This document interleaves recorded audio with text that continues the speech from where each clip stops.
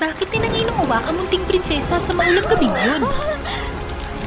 Sundan ang channel ng Wow Fairy Tales para malaman ang kapalaran ng prinsesa.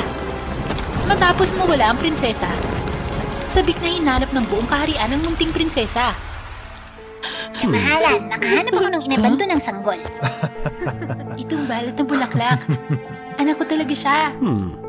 Napakahusay mong nagawa. Gagandimpalaan kita. Anong gusto mo?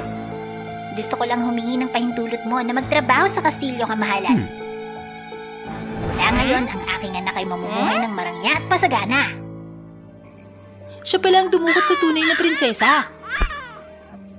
Nilikha din niya ang balat na bulaklak sa kanyang anak para magpanggap. Pagkatapos ay iniwan ng tunay na prinsesa sa mapanganib at malalim na kagubatan. Sa kabutihang palad, ang munting prinsesa ay natagpuan ng Diyos ng Cheetah at dinala pabalik para alagaan.